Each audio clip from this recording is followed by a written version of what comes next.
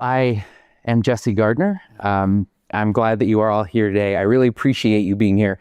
I started at the state about 3 years ago. I started doing web design way before that in the 90s when we were using Photoshop and TrueSpace and Hot Metal and all of those, all of those antique tools. And I actually started as a designer.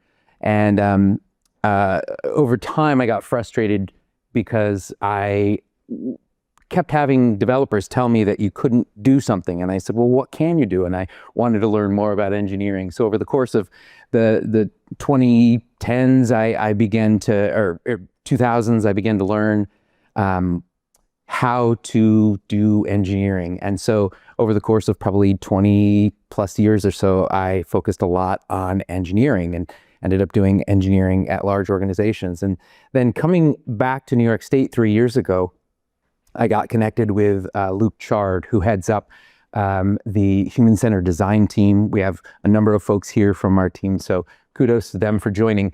But Luke and I met, and one of the things that impressed me was that Luke and his team, they were doing tons of amazing work around sense making and design and user research, and really trying to make sense of what can often be a pretty messy process in government. And but one of the things that I saw there that I see in a lot of organizations was the handoff between design to engineering. Often there's a lot of friction there, or there was missing intent where something that was designed got handed off to developers and it just didn't end up being what the designers had envisioned. And so I figured this would be a really great opportunity to bring the engineering and the design together. And so pretty early on, I really wanted to focus on that. So design systems is a part of that. I'm going to be talking about that a little bit tonight. I oversee a design system team. Don't worry if you don't know what design systems are, we'll talk about it. But accessibility is another interesting part as well, because accessibility, especially when you talk about digital accessibility, has a design aspect to it, because it's about the customer experience. Accessibility really is a subset of usability. But then there's also some technical parts that are really important to understand, but are often missing from engineers that do a lot of the building. And so our human-centered design team focuses on everything from user research to accessibility to design systems. And so I'm going to cover some of that today. I want to actually start with the 2024 State of the State. Back in 2024, the leadership of New York State committed to creating a centralized design system backed by a dedicated team, which is somewhat unusual. And this was meant to serve as a foundation for better experiences for digital services across the state. But what does that actually mean? What does design systems actually mean? I've talked to a lot of different people, and different people have different ideas of what that means. But before I get to that, we're the human-centered design team, so I think it's probably best if we actually start from the perspective of the journey of a resident. So if you think about one of the more common journeys for a New York State resident, they're searching for help with some government service, right? And they land on an ny.gov website, and they click around the site. They're looking for information, probably looking for an application or to do something related to a service, a government service. And a lot of the times they're complex applications. There's a lot of questions. There's a lot of caveats in language. And so they might have to log in, but they maybe need to create a new account, or maybe they need to remember which one they logged in with or what their password is. And that can be really frustrating. But what's interesting is a resident goes through this whole process and they don't really have any idea that behind the scenes, they're actually using a whole bunch of different systems, right? You're on Google, and then you land on maybe one site that's being served up by one system, and then you have to log in, which that login screen is being served by another system. And so you're going through all of this, and it's different platforms, different teams that are managing this, but to the user, to the resident, it doesn't matter. Right? They don't really care about what they care about is, I need to pay my sales tax, I need to renew my barber's license, I need to whatever. And so they have a goal. Can they accomplish it, or is it going to be a headache? And so, what I have on screen is actually like a snapshot of those visual experiences along the way on that video that I just showed. And so if you look at this kind of holistically, when the design, the language, the experience all shifts from one step to the next, and ends up creating kind of a fragmented experience. I know I'm probably preaching to the choir. If you're a New Yorker, you, I'm sure, have experienced this, and it adds a bit to the cognitive load for a user. But it doesn't just confuse them, it actually can impact their trust in the services. Can I actually get what I need? Or is it just easier for me to call into a call center or go to like a local office? Now, I want to be clear, I always try to be very gracious, when working with teams. I haven't met anybody yet that wants to build a frustrating experience for users. Most people are driven and passionate for what they do, but this kind of fragmentation happens because what happens is you have teams that are solving the same problems over and over again in a narrow context, right? They have their own business logic that they have to think about. They have policies that they're beholden to, agency stakeholders that they're working with. They have limited time, limited capacity, limited expertise. Technology changes so much, sometimes it's hard to keep up, and you knew .NET and suddenly it's Rust, right? And so it can be frustrating when things are changing so much. So again, this isn't to blame anybody. I like to show this image. This is a snapshot of about 30 or so different New York State buttons. When you take something as simple as this humble button, we visited a few dozen New York State sites and applications and found as many different buttons. So different styles, different text treatments, different padding, different colors, different capitalization. Some have icons, some have shadows. So there's just a vast difference in how these things are treated. And one thing that you might not be thinking about, but certainly from like a leadership perspective, each one of these buttons took time to design it, to code it, to test it out. So even if every one of those buttons just represents one day's worth of work, we're talking a month, that's a month worth of work right there. And that's just one component. And so the question is, do we really need to spend that much time on a component? On the screen, I've got 6 different screenshots across different New York State government websites. But keep in mind, New York State has hundreds of websites, probably more than that, but hundreds. And if you multiply the story of the button across all of these different form elements and platforms and websites or applications and agencies, what ends up happening is we're not just creating inconsistent experiences for users. Time gets wasted because developers are solving those same problems over and over again. The quality ends up suffering because people have to try to come to terms with the different experiences that they're coming across. And ultimately, we're making it harder for New Yorkers to get what they need. Now, there's another wrinkle that some of you may have picked up on, and that is when I showed those buttons, we're all focused on the visual, right? But the differences that you see in those slides, they're primarily visual, but how does a blind or low vision user experience those buttons? When they press tab on their keyboard, can they select each of those buttons? What gets announced to the screen reader when they actually select it? And so there's a lot of accessibility considerations that often are even forgotten more than the visual inconsistencies. Now, again, to repeat, nobody is intentionally non-inclusive, or at least it's been my experience. Most of the time, the challenge is that there are important technical considerations to making something accessible and or really just making something inclusive for those audiences. And the people that are creating them just aren't aware of that. You'll have somebody that's a full stack developer, and what that means is at one point they learned PHP, and they really don't know the accessibility part of this, right? And so again, I'm not casting aspersions on that. That's a very necessary skill set to have for certain things, but sometimes developers are asked to do a lot. And so part of the goal of creating this accessibility team was really to help New Yorkers overall. And so I I want to reiterate, like when we started this team, I told this to everybody that I spoke with at the state, there's a lot of good accessibility work that's happening at the state, but there wasn't a central effort to standardize that as much as we could. As a matter of fact, there was a really strong team at DMV that was answering a lot of the questions from the other agencies. So when we told them we were going to stand up a central team, they were, thank you. They had their own work to focus on.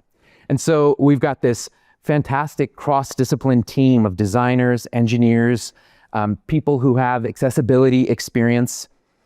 We focus on websites and web applications and web content. We are the different teams, partners, and digital accessibility. And I want to just take a minute to shout out to the team because they've done a lot of work. Michelle Bruno is our team lead. Logan, who's sitting here, he's one of our accessibility specialists. Mo is out on, he has a new baby, so he's out on parental leave. Ethan joins us, so he is here today. Shamia, William, Sophia is here tonight as well. And Aaron, some of you might know, Aaron's here in the front row. And so this is our amazing group of accessibility experts who have been doing fantastic work. Now, I just wanted to point something out here. So understanding our users' needs, we are part of the human-centered design team, so that is our focus. We focus we start by focusing on the needs of the users that we work with. And again, I said it, accessibility is an extension of usability. But specifically considering these different needs, we make sure that we focus on this. And I think I had a typo in here. I think I had deaf or hearing impairments having, maybe it was audio description, then that probably would belong somewhere else. There's another reason that motivated us, and I realized when I was putting this together, some of you, if you don't work with government, this may be more of a foreign concept for you, but there is a DOJ ruling that actually said there was like a compliance deadline that was April 24th, 2026, that got extended a year. And that's something that is top of mind for a lot of our agencies. What do we have to do? What's important to us? And the answer to that question is very complicated. We'll talk a little bit about how we answer it. And there's also a state technology law, January 1st, 2027. So part of what our team is doing is we come along to that alongside of the team and we say, focus on WCAG 22AA. Is everyone familiar with WCAG? Okay, all right. So we, part of WCAG can feel very overwhelming for people who aren't familiar with it. And so part of what we do is we say, is this hard for you to wrap your mind around? Let's translate it in a way that's a little bit easier for you to understand. And so I'll give you some examples of how we do that, but it's important to say that we kind of have the short-term goal to focus on manual accessibility testing. So when our team started, one of the things that we did, let me sit for a minute. One of the things that we did was we started doing manual accessibility testing, and we basically met with all of the agencies and we said, give us your top public-facing workflows, and we're gonna go do manual testing on them. And we did that for a couple of reasons. Number one, new team, new process, we're trying to figure stuff out. We wanted to get them familiar with the tools and the process. We wanted to get them familiar with the state of ny.gov websites, because that in and of itself is, learning what's out there. We also wanted to be able to identify some of the big issues and start to get a clearer sense of like, how can we provide solutions to these practical solutions to these problems. The other thing is we really wanted to just find the people that were doing the engineering work. Wanted to build that relationship with them so that we could see what the real needs were. Not just come in and preach, but come alongside and listen and say, what are the things you're struggling with?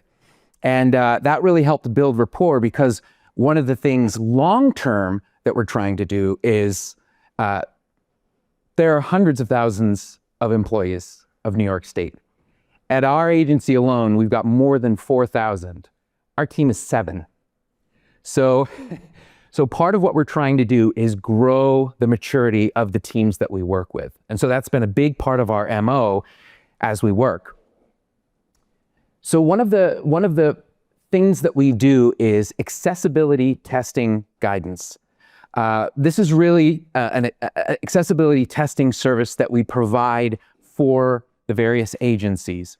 And our team goes in and does manual and automated accessibility tests.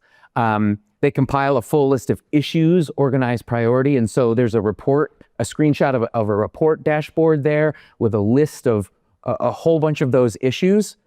But is anybody here an engineer? Done engineering work? Okay. I don't know about you, but I always hated getting the really long spreadsheet of all the failures and needing to work through that.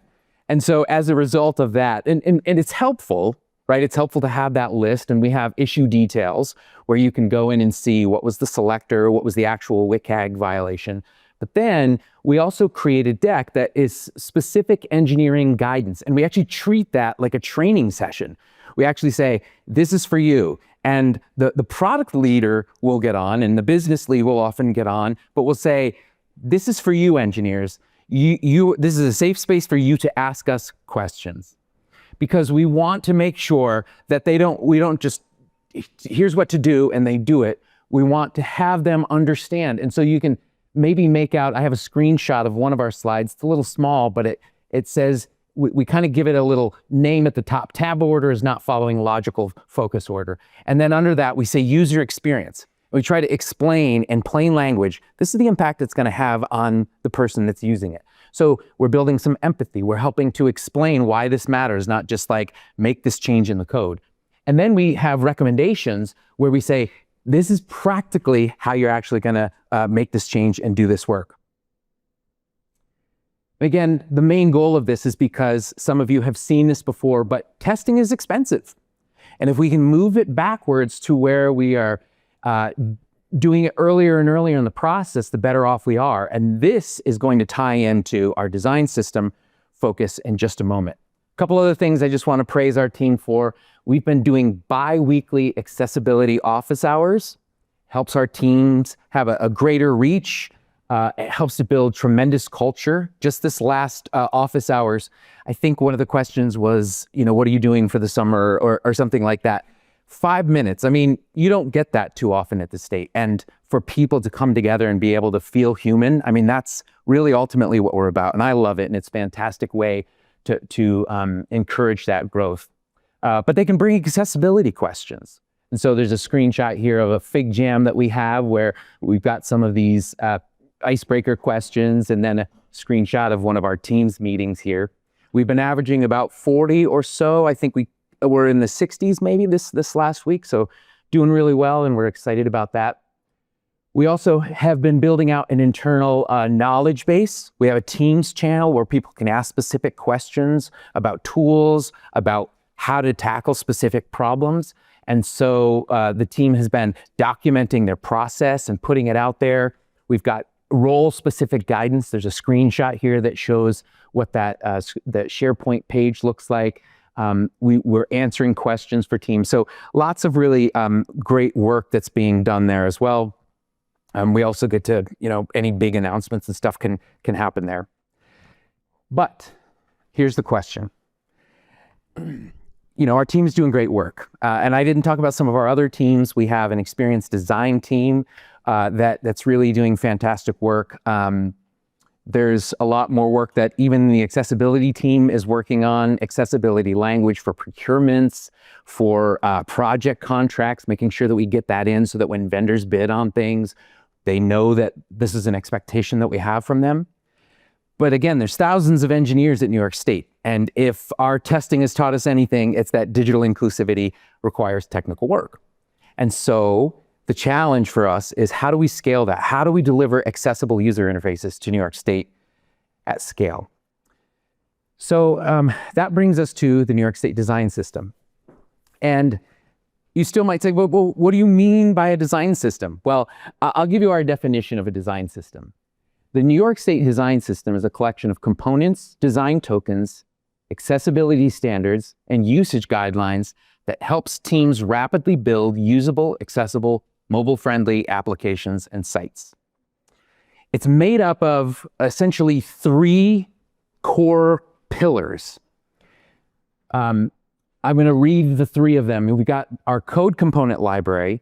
Basically, all components are built and tested to meet accessibility guidelines in design and code.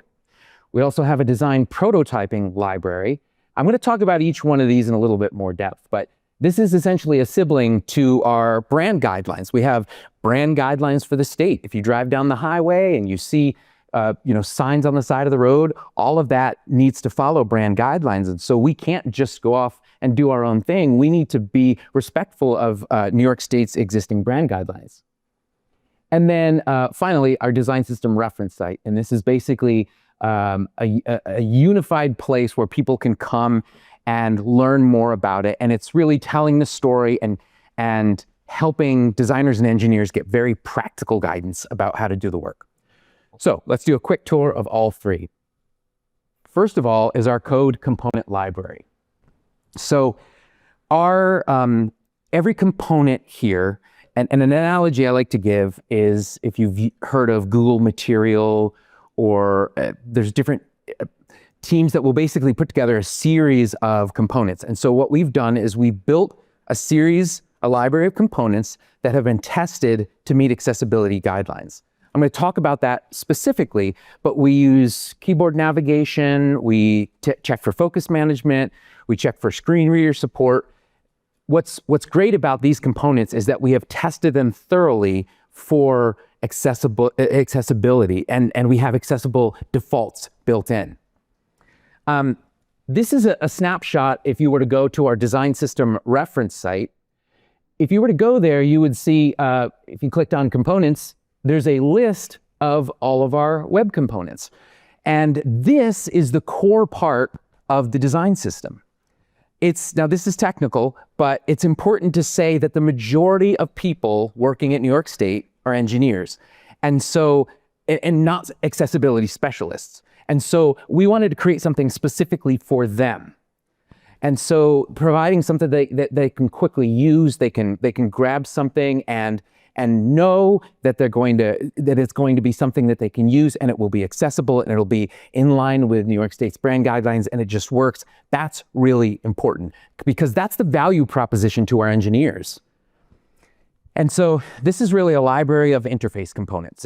It's your buttons, it's your toggles, it's your accordion, it's all the stuff that makes up web pages. It's basically all of those controls, and teams can use this to quickly build out web applications that are accessible. They work on almost every platform. They function consistently. Again, we worked with the brand team to make sure that the colors and the fonts and everything were in alignment so that there's consistency with New York State's applications and services. And then another thing that I wanted to point out here, we wanted to make this the place that engineers wanted to come. So when an engineer comes here, you see that little thing that says example code? I have a screenshot here. This is accordion, and it demos an accordion, but there's a spot that says example code. And if you click on that, you can actually copy out our NYS accordion, and you can paste it into a page, and it'll work. So this is really helpful. And the reason why I wanted to point that out is later on I'm going to talk about how this being a destination for engineers is really valuable in more ways than one. Another thing I wanted to talk about, I don't want to get too technical in this talk. We can, if you have questions afterwards, we can talk about it. But I wanted to pause for a moment and talk about web components. So web components, another way to say this is these are custom HTML elements, and it allows us to essentially create whatever we want to. But what we're able to do is we can take anything that we want and put it into a single building block. So the look, the behavior, the accessibility, we can bundle that all inside. And so, when an agency uses one of our components, they don't have to wire up the accessibility themselves. They can rely on it. So one of the things, as we've done a bunch of testing, one of the things that we found that is one of the more common issues is that a label for a text input is disconnected from the input itself. That's one of the most common issues we see in all of our testing. And I think, what have we done? 3,000 tests so far? So we've done a lot. And so the connection to the label being broken is one of the things. So for those of you that aren't familiar, if you tab into one of those things, you're not going to hear what that text input field is for. So you don't know if it's first name or social security number. So that's not a great experience for somebody who is using a screen reader. And so what we did was we built a label into our text input field so that you can just pass that in. And so we do the accessibility under the hood. And so again, what's beneficial about this is that these web components are easy to port to other platforms. We can wrap them up and put them out for React. We can wrap them up and put them out for Angular. They can be used in Drupal. So it doesn't matter what an agency has built their site with, they get that same accessibility components. And so you can see we even have a checklist here where this demonstrates like what did we actually do to make sure that our accordions were accessible. I mentioned the design prototyping library. This might seem inconsequential, but one of the biggest challenges, as I mentioned at the beginning of an organization, is that design to development handoff. The intent ends up getting lost. Designers might know more about a customer experience, but the engineers don't actually see it, right? And so building a set of Lego blocks that are the same for a developer as a designer, when a designer is making choices in the design tool, they're having the same conversation. And so it's much easier for us to be working with the same Lego blocks. Those conversations become much easier. And they're not perfect. We still have to have those conversations, but it certainly makes it so that we have the same language between each other. And we cover a lot. We have a lot of components built into this. I'd encourage you to check it out. We have a Figma community file. We have our design system reference site where you can check it out. Another thing that's really valuable, and again, this is maybe a bit technical, but worth mentioning, all of our components are built on these little small things, design tokens. They're a series of these like common design choices. And so I have an example of a few of them there. We have like semantically meaningful colors. So we have a danger color, and we've checked it for accessibility. Another thing that we've seen as #1 failure, almost everybody uses F00 as the color for their text input errors. And we just point them at that. We're like, please use this. We've tested it. And so again, even if we don't have a component for their needs, they can still use these building blocks where we've checked the accessibility. And you might be able to pick that up from the side. We've got, here are the colors that can be used against that. If you hover over them or you tab over them, you'll actually see and can select, this is the text input color that you should use. This is the link color that you should use, and it'll show the contrast there. So again, we've thought through those things, and there's benefit behind that.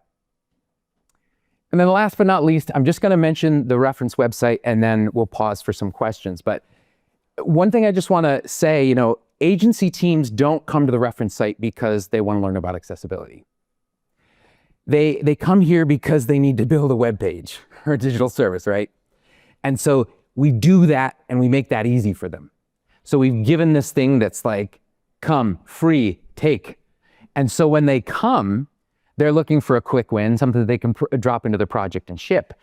But every component page that we've got, we also have these sections where we get to talk to them about accessibility. And we could just say, here's some things you need to know about this particular component.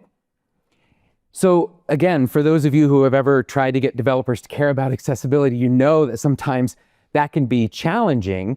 And so it's about getting people to show up. And we're getting people to show up because we've given them a solution.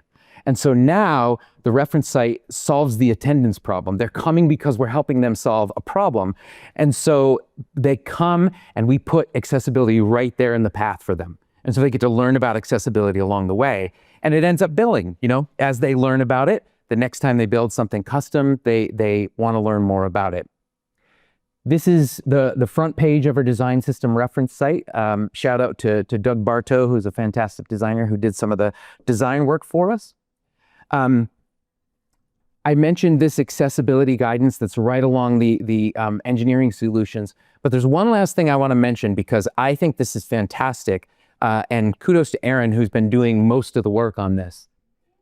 Alongside of our components, we haven't done all the components yet, but alongside our components, we have an accessibility checklist. I think the US web design system has something similar. So that's good. Oh, and also shout out to Masha, who's here taking a picture because she helped with the design of this as well. So thanks to her.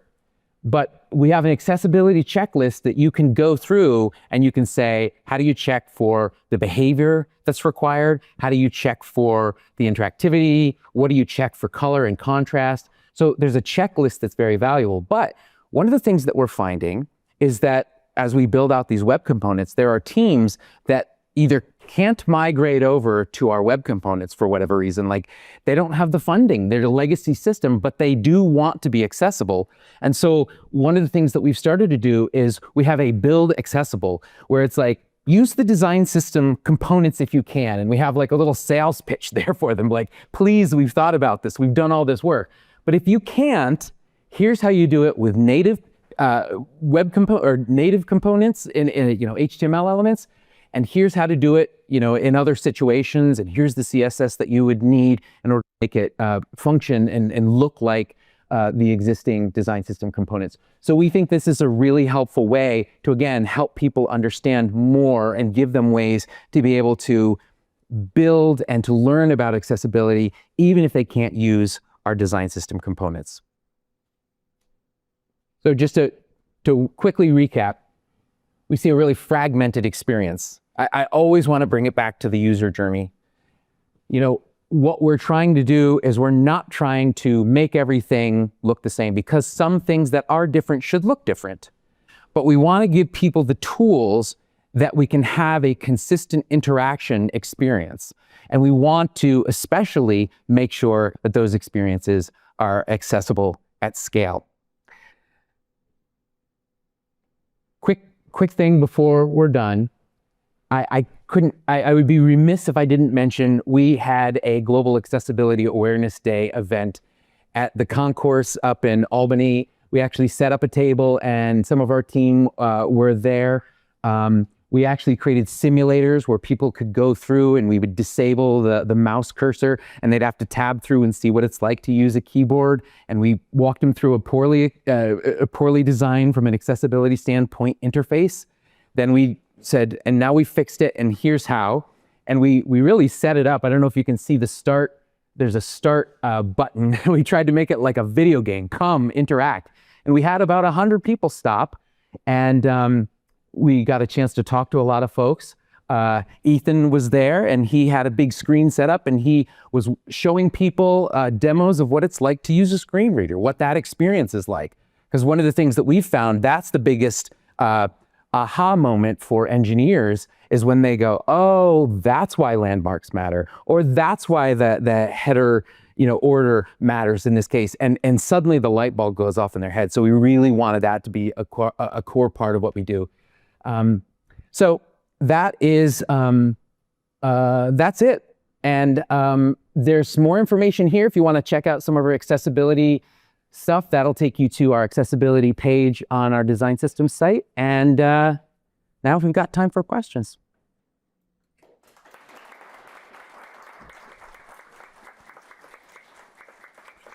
Thank you so much.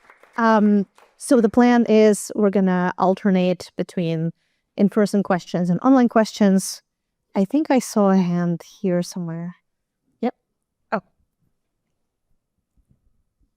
Hi, Jesse. Came a little bit late, but this presentation is amazing. And I'm glad someone in New York State is working on kind of unifying the fragmented experiences and knowing that, hey, like there's someone doing this, which is pretty awesome.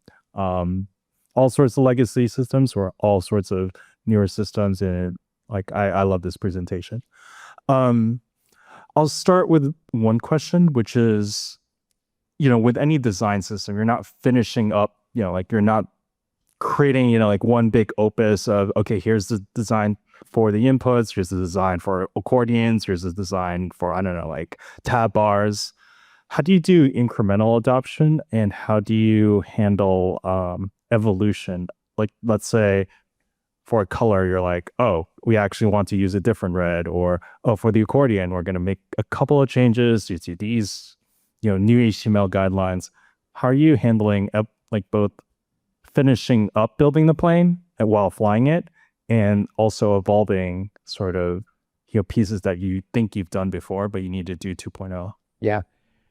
So We are about a year into version 1 of our release. And so we don't have a fully fleshed out strategy. We have some ideas about how to do that. But I will add that one of the things that we've tried to do, again, this is the engineer in me, we've tried to build our components so that they're extensible.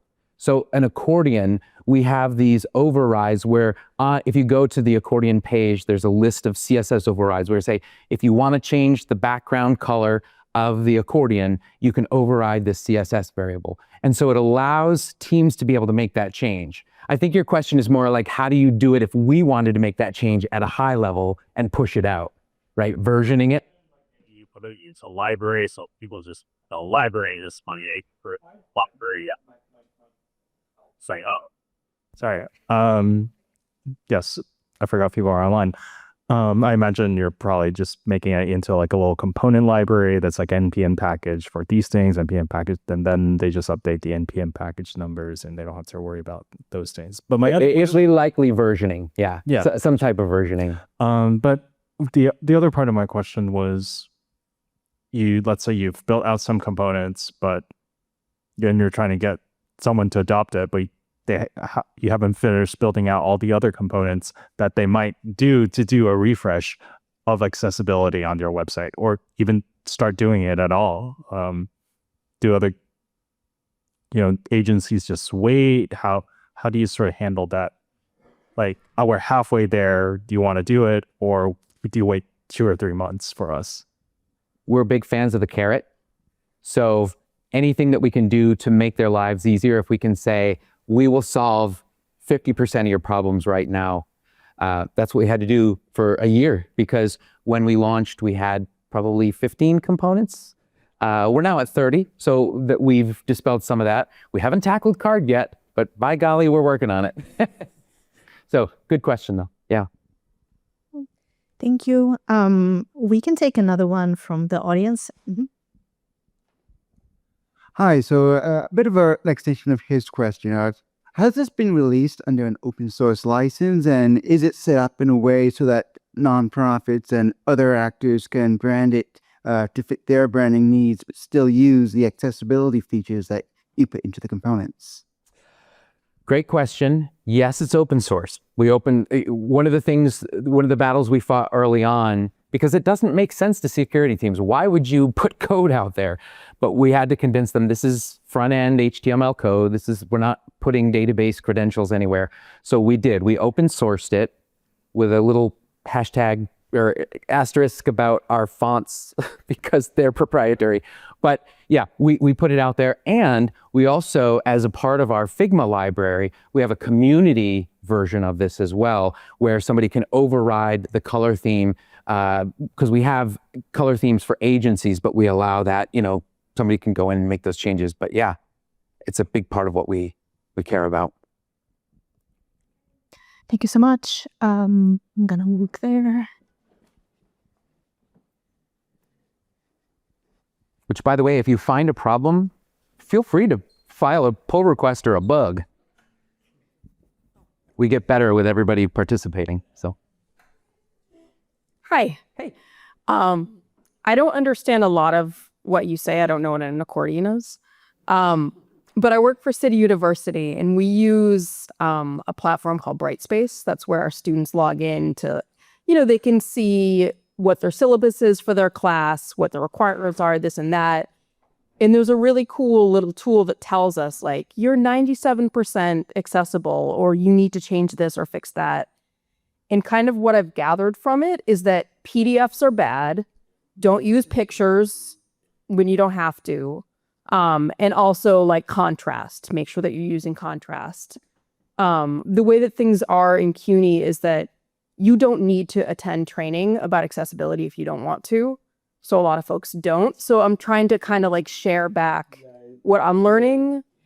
And I'm wondering if there's anything else that you think that we could do to make our Brightspace pages for our different classes, for our programs, more accessible, other than the things I've mentioned, like stop with the uploading PDFs, the pictures, and the weird fonts and low contrast. So those are great places to start. Not knowing the system, it's hard to say exactly, but I'll tell you, we have, I think probably similar situations where teams have Salesforce or they have like an out systems, they have like a low code tool or something where we don't really have control over the components. Even if they wanted to use it, they couldn't. And so for teams like that, what we've tried to do is come alongside and build out themes for those systems using our design tokens, which we've tested for accessibility from a contrast I perspective. don't know what a design token is.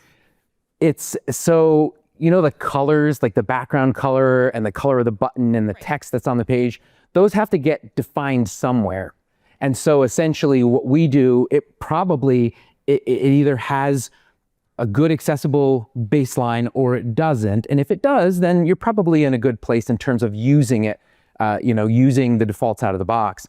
But again, I would rely on one of those, checkers, and it never hurts to go through and do some manual testing of those pages that are created. Use a screen reader, just what gets announced. I'll give one quick example of this because I think it'll benefit everybody. We, on our design system reference site, one of the first things, we had passed an automatic accessibility scan, and it turns out there was like a 2-sentence paragraph for our logo on the top right-hand side. And then there was a 2-sentence, the exact same description for that beautiful illustration on the side. So somebody using screen reader would hear those 4 sentences, at the top of every page. So that's something where that passes the scanner. But if you took time to actually oh, that's a bad experience. So those kinds of things can help give you a little bit better guidance. One other thing I'll just add is the required training. I would say as much as possible, where you can, fight that fight. We're trying to push that as well, where we create a training, and it doesn't have to be huge, but just let people know what's there so that they can dig a little bit deeper as they're able to. Totally. Yeah, that's great. Thank you.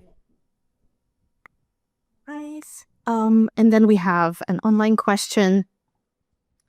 How do you deal with the resistance to change across different government agencies? What does the typical adoption curve look like? And what would you consider your primary challenge? That's a big question. First of all, shout out to everybody who's joining online. Thank you. I really appreciate you being here as well. Thankfully, the DOJ ruling has been helpful. I think nothing lights a fire more than a compliance deadline. When we lead with the user needs, because that's important for us. But there are a lot of people who say they've got a bunch of other constraints that they're under. And so knowing that there's this deadline it does a lot of work. And I think that's really helpful. And it allows us to come in and not necessarily be the bad guy, but say, let us help you get to a better place for that. So I think that's been helpful. In terms of adoption, I would say there's a couple of challenges. One is the different platforms. So I could go into a great detail, but the way that state funding tends to work is a project gets funded and there's money that goes to that project getting built. And then it turns into operations mode, and the funding, you don't get that big spike of funding. And I'm generalizing a little bit, but let's just say that that's kind of the model. So what happens is, if we go back to a team that's at that operations model and we say, change everything, that's a very hard proposition for them. And so we really, that guidance slide, we try to be as pragmatic as possible. I have 2 sides, right? The design system is very this is the way that it should be. But when it comes to fixing problems, I understand that teams are under a lot of constraint. And so I say, look, if you can just make it so that we can hit escape to get past this modal, somebody can use your service. It's not going to be great, but at least they can get past it. So that's been another challenge. But thankfully, we've actually had a lot of great response from various teams. There's a little bit of CYA, and I think that's just inherent in any large organization, especially if people don't fully understand it. But we've tried to empower them so that they have a better understanding. So it's less CYA, and it's more about how do we make this better, and how do we do it in a practical way. So. Thank you. And then, actually.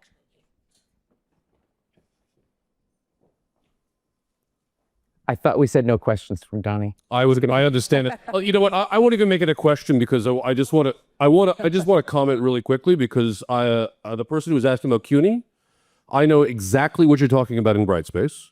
and Jesse can vouch for me about knowing a little bit about design systems. So let's talk.